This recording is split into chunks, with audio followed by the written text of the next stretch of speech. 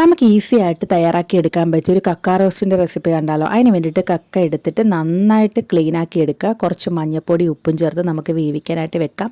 കക്കയ്ക്ക് അത്യാവശ്യം വേവും കാര്യങ്ങളുണ്ട്. അതുകൊണ്ട് തന്നെ 15 to 20 മിനിറ്റൊക്കെ നമുക്ക് നന്നായിട്ട് അത് കുക്ക് ചെയ്തെടുക്കാം.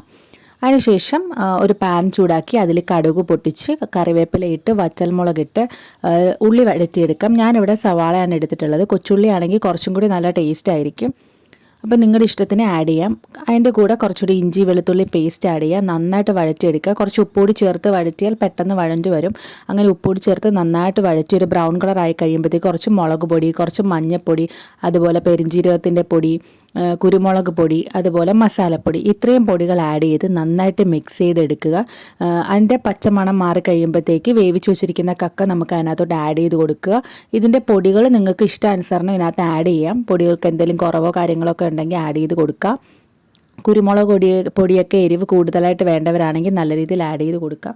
അങ്ങനെ നല്ല രീതിയിൽ മിക്സ് ചെയ്തതിന് ശേഷം ഒരു 5-10 മിനിറ്റ് നമുക്ക് അടച്ച് വെച്ച് ഒന്ന് വേവിക്കാം. അതിനുശേഷം കുറച്ച് കറിവേപ്പിലയൊക്കെ തൂകിയെടുക്കാം. അപ്പോൾ ഇത്രയേ ഉള്ളൂ. ഈസിയാണ്. നിങ്ങളെല്ലാവരും ഒന്ന് ട്രൈ ചെയ്ത് നോക്കുക.